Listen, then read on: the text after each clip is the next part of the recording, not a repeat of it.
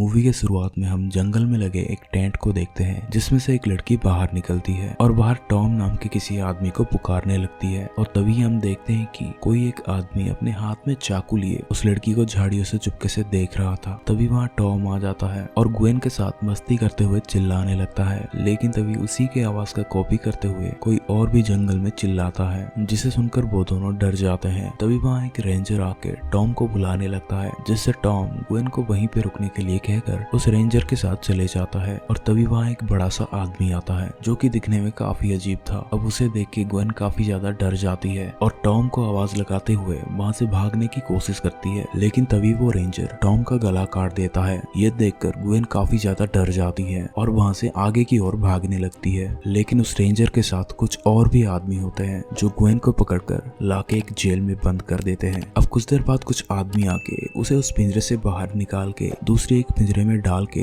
उसके दोनों हाथ बांध के कपड़े बदल कर उसे एक पलंग पर लेटा के उसके हाथ पैर बांध देते हैं ताकि वो कहीं भाग ना सके। और तभी वहाँ एक लेडी आती है और साथ ही वो खूंखार दिखने वाला बड़ा सा आदमी भी होता है। दरअसल वो आदमी उस लेडी का बेटा होता है जिसका नाम जोसिया होता है और उसके माँ का नाम रूथ होता है जो उन सभी की लीडर होती है। और वहाँ सभी लोग उसे मदर कह के बुलाते हैं, जहाँ अब जोसिया ग्वेन के पास आकर उसका रेप कर देता है। इसके बाद हम एक आदमी मार्क को देखते हैं जो एक गेमिंग कंपनी का सीईओ होता है। वो हर साल अपनी कंपनी में 7 लोगों का प्रमोशन करके उन्हें अपनी रियल लाइफ गेमिंग को एक्सपीरियंस करवाने जंगल में एक सर्वाइवल गेम वेकेशन प्लान करता है। और इस बार वो लोग कैलिफोर्निया के जंगलों में पेंटबॉल गेम के लिए प्लान करते हैं, जिनके नाम है एडम, ली, क्रिस, जॉनी, मैगी, माइक और पॉल होता है। अब ये लोग गाड़ी लेके वेकेशन के लिए निकल जाते हैं और काफी दूर आने के बाद वो लोग रास्ते में एक गैस स्टेशन पर रुकते हैं, जहाँ वहीं बैठा एक आदमी उन्हें देख के घूर ही जा रहा था। वो लोग उसे इग्नोर करते हुए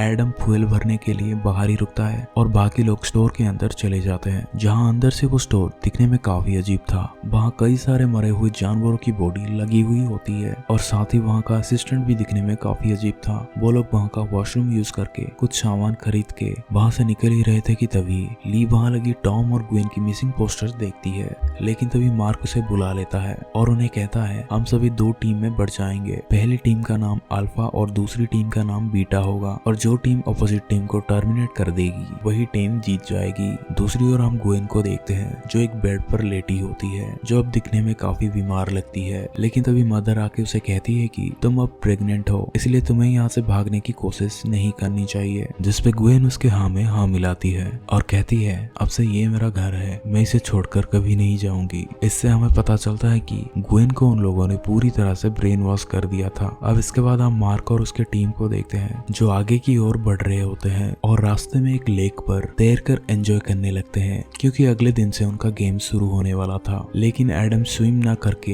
अकेले ही बाहर बैठा हुआ था और तभी उसके पीछे से कोई तेजी से गुजरता है। जब एडम जाके चेक करता है वहाँ से कोई भी नजर नहीं आता। तभी बाकी लोग उस लेक से बाहर आ जाते हैं और अलग अलग रास्ते से निकल जाते हैं, क्योंकि अलग अलग टीम अपनी अपनी टेंट लगाकर रहेगी। यहाँ अब हम एडम की टीम को देखते हैं जो अपनी टेंट को लगा लेते हैं और रात को पार्टी करके अपने अपने टेंट में सो जाते हैं। अब आधी रात को जॉनी अपने टेंट से बाहर निकल के ली के टेंट में चले आता है, क्योंकि वो उसके साथ टाइम स्पेंड करना चाहता था, लेकिन ली उसे मना कर देती है। और तभी वापस हम उसी आदमी को झाड़ियों में छुपे नजर रखते हुए देखते हैं, जिसे हम मूवी के शुरुआत में देखा था। अब अगली सुबह दोनों टीम अपनी अपनी गेम के लिए तैयार हो जाती है और एक दूसरे को सिग्नल देके गेम शुरू करते हैं, जिसके बाद दोनों टीम एक दूसरे को टर्मिनेट करने जंगलों में निकल जाते हैं। अब कुछ दूर आने के बाद एडम की टीम को एक ट्रैप लगाई हुई दिखाई देता है, जिसे देख के वो सभी गुस्सा हो जाते हैं, क्योंकि उन्हें लगता है कि ये ट्रैप उनके ऑपोजिट टीम ने उन्हें टर्मिनेट करने के लिए लगाया होगा। लेकिन एडम कहता है कि वो लोग ऐसा कभी नहीं कर सकते, मुझे तो शुरू से ही लग रहा था कि इस जंगल में कुछ ना कुछ तो गड़बड़ है और पिछली रात को झाड़ियों में छुपे एक आदमी को भी मैंने देखा था। इसलिए एडम उन्हें गेम छोड़कर वापस चलने के लिए कहता है, लेकिन मार्क वापस चलने के लिए मना कर देता है और वो लोग गेम को कंटिन्यू करके आगे बढ़ने लगते हैं। तभी उन्हें दूर से एक आदमी दिखाई देता है और उन्हें लगता है कि ये जरूर बीटा टीम का प्लेयर होगा, इसलिए वो उसे टर्मिनेट कर देते हैं। लेकिन वो आदमी कोई और होता है और वो वहाँ से भाग जाता है, इसलिए अब वो सभी लोग वापस अपने गेम की ओर निकल जाते हैं। दूसरी ओर बीटा टीम को जंगल में बना एक केबिन दिखाई देता है, जिससे उनके 3 प्लेयर जाके उस घर में नॉक करने लगते हैं, लेकिन वो केबिन पूरी तरह से खाली था और वो जगह भी काफी सुनसान था। इसलिए वो सभी अंदर जाके उस केबिन को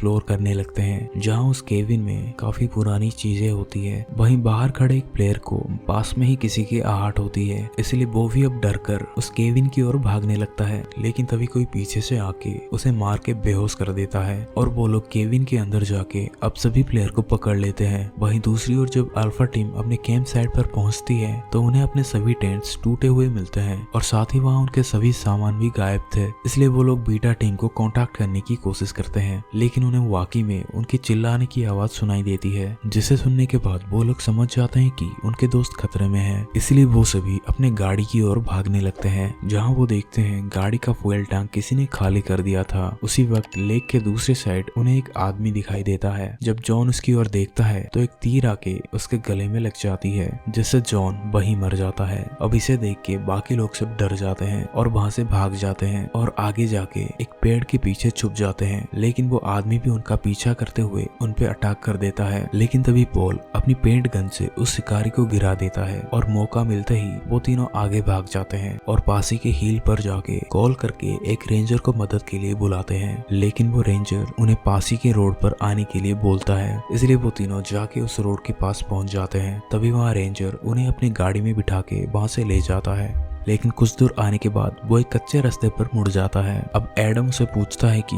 तुम हमें कहाँ ले जा रहे हो, और तभी हमें पता चलता है कि वो कोई रेंजर नहीं बल्कि उन्हीं का एक आदमी है। तभी वहाँ उसके और आदमी पहुंच जाते हैं और अब सभी लोग मिलकर उन्हें बंदी बना लेते हैं और उन्हें उनके कैद खाने में ले जाते हैं, जहाँ पहले से उनके दोस्तों को रखा गया था। दूसरी ओर मैगी को मदर के पास ले जाया जाता है, जहाँ वो काफी ज्यादा चिल्ला रही होती है, इसलिए वो उसे एक इंजेक्शन दे के बेहोश कर देते हैं। वहीं एडम जेल से बाहर निकलने की कोशिश कर रहा होता है, लेकिन मदर के आदमी उसे पकड़ के मारने लगते हैं और उसे एक कमरे में बंद कर देते हैं। तब वो रेंजर उसके पास आता है और उसे पूछने लगता है कि तुम लोग यहाँ क्यों आए हो। तब एडम उसे सही सही बता देता है कि वो लोग यहाँ अपने गेमिंग प्रोजेक्ट को पूरा करने आए हैं। लेकिन रेंजर उसकी बात पर यकीन नहीं करता और उसे कहता है कि तुम लोग FBI से हो और तुम लोग यहाँ के जमीन पर कब्जा करने आए हो। दरअसल अब हमें पता चलता है कि ये लोग है कौन। जंगल में एक कल्ट ग्रुप रहती है जिसका लीडर वो लेडी रूथ होती है और इसी वजह से वो सभी उसे मदर कहते हैं। वो लोग इस जंगल में आने वाले ट्रैवलर को अपना शिकार बनाते हैं। मेल को तो वो लोग मार देते हैं, लेकिन फीमेल को वो लोग अपने पीढ़ी को बढ़ाने के लिए जिंदा रखते हैं।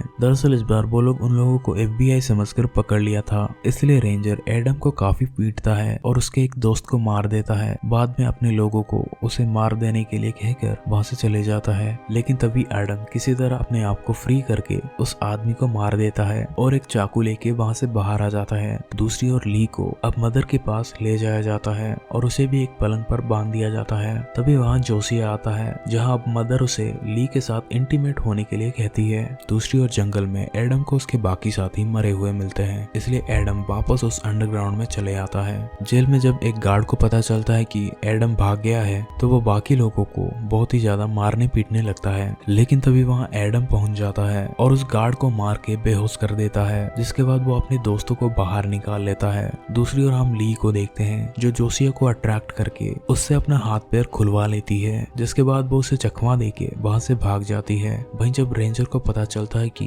अंदर के सभी कैदी जेल से भाग गए हैं, अपने गार्ड्स को उन भागे हुए कैदियों को ढूंढने के लिए कहता है। अब इसके बाद यहाँ एडम एक प्लान बनाता है कि वो अंडरग्राउंड में आग लगाकर ली और मैगी को बचा लेंगे, इसलिए वो लोग अंडरग्राउंड की चिमनी में गैसोलीन छिड़क कर वहाँ आग लगा देते हैं, जिससे अंदर काम कर रहे वर्कर्स जलने लगते हैं और चारों तरफ भाग दौड़ मच जाती है। अब क्रिस मैगी को लेने अंदर जाता है, लेकिन तभी वहाँ ग्वेन आ जाती है, लेकिन वो उसे नहीं रोकती, जिससे क्रिस ग्वेन को लेके बाहर आ जाता है। लेकिन तभी उनके सामने मदर आके गन तान देती है और उसके बाकी लोग भी उन्हें चारों तरफ से घेर लेते हैं। और तभी एडम और पेरी वहाँ पहुंच जाते हैं और उन्हें छोड़ देने के लिए कहते हैं, लेकिन वो लोग उन्हें भी पकड़ लेते हैं। रेंजर उन्हें कहता है कि तुम लोग यहाँ ऐसे कब्जा नहीं कर सकते। तब पेरी उसे अटैक करके उसका गन छीन लेता है और उसी वक्त क्रिस भी मदर को पकड़ लेता है, इसलिए उनके सभी गार्ड्स अपने हथियार नीचे गिरा देते हैं। लेकिन तभी मदर एक चाकू से क्रिस को मार देती है, इसलिए अब पेरी उसे शूट कर देता है और वो चारों वहां से भाग जाते हैं। मगर आगे जाके पेरी एक ट्रैप में फंस जाता है, जिससे बाकी तीन आगे चले जाते हैं और जाके एक पहाड़ी के टॉप पर पहुंच जाते हैं, जहां वो लोग अब पूरी तरह से फंस चुके थे, क्योंकि आगे एक गहरी खाई होती है